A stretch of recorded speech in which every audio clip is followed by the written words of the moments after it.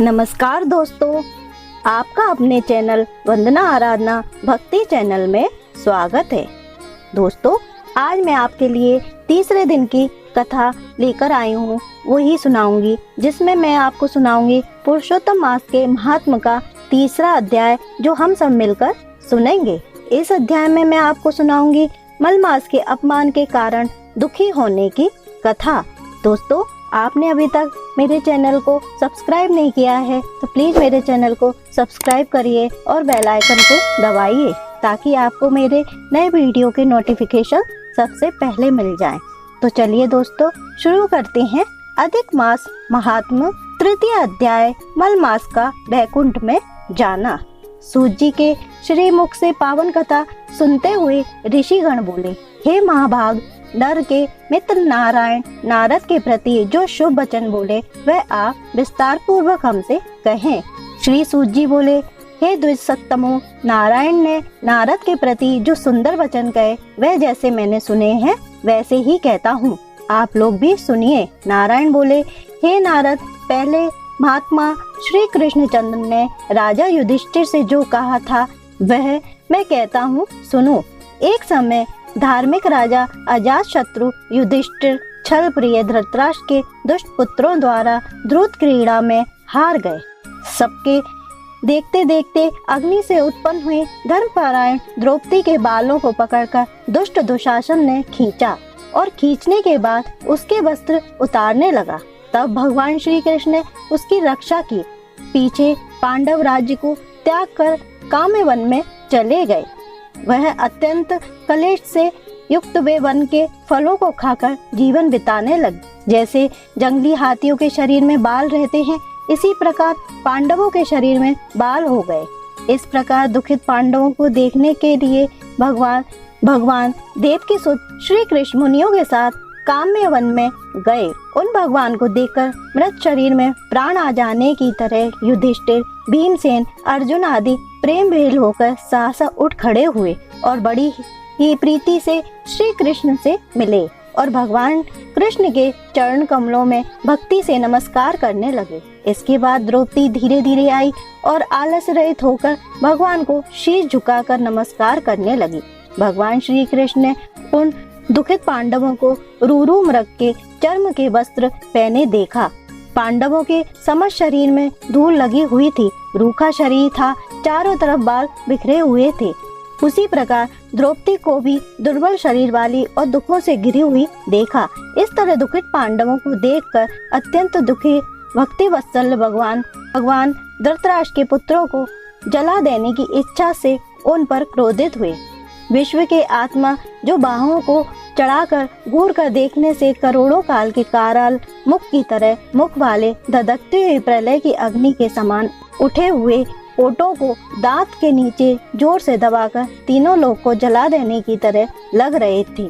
जैसे श्री सीता जी के वियोग से संतप्त भगवान रामचंद्र को रावण पर जैसा क्रोध आया था, उस प्रकार से क्रोधित भगवान को देखकर कांपते हुए अर्जुन श्री कृष्ण को प्रसन्न करने के लिए द्रौपदी, धर्मराज तथा और लोगों से भी अनुमोदित होकर शीघ्र ही हाथ जोड़कर उनकी स्तुति करने लगे। अर्जुन बोले, हे कृष्ण, हे जगन्नाथ, हे जगत के नाथ, हे नाथ, मैं जगत के बाहर नहीं हूँ, आप ही जगत की रक्षा करने वाले हैं। हे प्रभु, क्या मेरी रक्षा आप ना करेंगे? जिनके नेत्रों के देखने से ही ब्रह्मा का पतन हो जाता है, उनके क्रोध करने से क्या नहीं हो सकता? यह कौन जानता है कि क्रोध से संसार का पारलय हो जाता है? संपूर्ण तत्व को जानने वाले के कारण वेद और वेदांग के बीच के चित्त आप साक्षात श्री कृष्ण हैं। मैं आपकी वंदना करता हूँ। आप ईश्वर हैं। इस चराचरात्मक संसार को आपने उत्पन्न किया है। सर्वमंगल के मंगल हैं और सनातन के भी बीज रूप हैं। इसलिए एक जने के अपराध से आपके बनाए समस्त विश्व का आप नाश कैसे करेंगे? कौन भला ऐसा होगा जो मच्छरों को जलाने के लिए अपने घर को ही जला देता हो? दूसरे ही वीरता को मर्दन करने वाले अर्जुन ने भगवान से इस प्रकार निवेदन कर प्रणाम किया। इसके बाद सूत जी ने कहा, अर्जुन की ये बातें सुनकर श्री कृष्ण जी ने अपने क्रोध को शांत किया और स्वयं भी चंद्रमा की तरह शांत हो गए। इस प्रकार भगवान को शांत देखकर पांडव भय से मुक्त होकर प्रेम से प्रसन्न मुख एवं प्रेम विहीन हुए।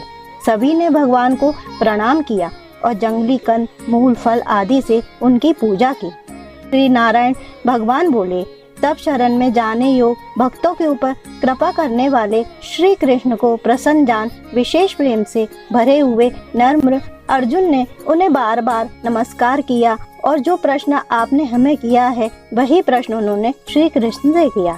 इस प्रकार अर्जुन का प्रश्न सुनकर क्षण मात्र मन में सोचकर अपने सुहाद्र पांडवों को और व्रत को धारण की हुई द्रौपदी को आश्वासन देते हुए वक्ताओं में श्रेष्ठ श्री कृष्ण पांडवों से हित कर वचन बोले। श्री कृष्ण जी बोले, हे राजन, हे महाभाग, हे विभव, अब मेरे वचन सुने।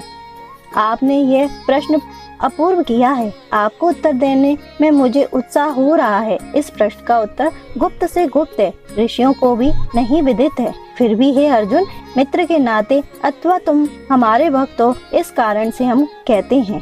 हे सुब्रत, वह जो उत्तर है वह अति उग्र है, अतः क्रम से सुनो।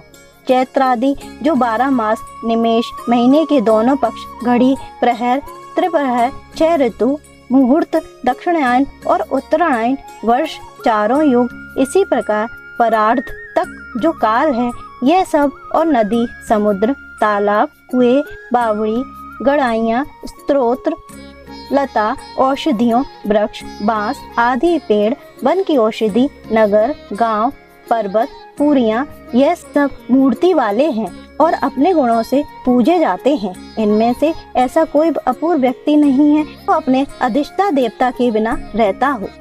अपने अपने अधिकार में पूजे जाने वाले, यह सभी फल को देने वाले, अपने अपने अधिष्ठा देवता के योग के महात्म से यह सब भगवान हैं। हे पांडु नंदन, एक समय अधिक मास उत्पन्न हुए।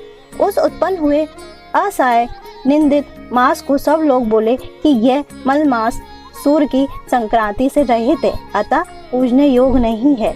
यह मल मास मल रूप होने से छूने योग भी नहीं है और न शुभ कार्यों में अग्रणी है। इस प्रकार के वचनों को लोगों के मुख से सुनकर यह मलमास निरोग, प्रवाह रहित, दुख से घिरा हुआ, अति खिन्न मन, चिंता से ग्रस्त मन होकर व्यथित हृदय से मरणासन की तरह हो गया। फिर यह धैर्य धारण कर मेरी शरण में आया। हे नरवैकुंठ, भवन में जहाँ मैं रहता था वहाँ पहुँचा और मेरे पास में आकर मुझे पुराण परम पुरुषोत्तम को इसने देखा।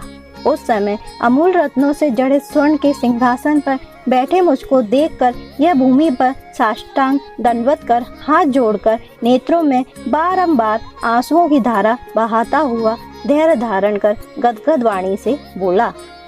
इतना कहकर सूत जी बोले। इतनी कथा कहकर भगवान नारायण चुप हो गए। इसी प्रकार नारायण के मुख से कथा सुन भक्तों के ऊपर दया करने वाले नारद मुनि पुनः भगवान नारायण को बोले।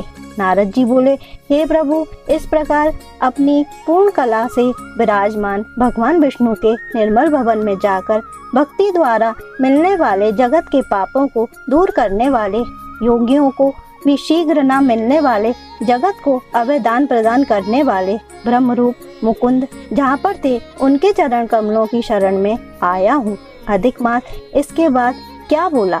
इति श्री बृहन्नारदीय पुराणे पुरुषोत्तम मासे अधिक मासे वैकुंठ पदार्पण नाम तृतीय अध्याय समाप्त होता है। तो दोस्तों, आपको मेरे द्वारा सुनाया गया यह तीसरा अध्याय अच्छा लगा तो आप मेरे चैनल को लाइक, शेयर और सब्सक्राइब जरूर करें। बेल आइकन को दबाएं और कमेंट बॉक्स में जय हरि विष्णु, ओम नमो नारायणे भगवते वासुदेवाय जरूर लिखें। धन्यवाद। अब मिलेंगे चौथे अध्याय में आप लोगों से।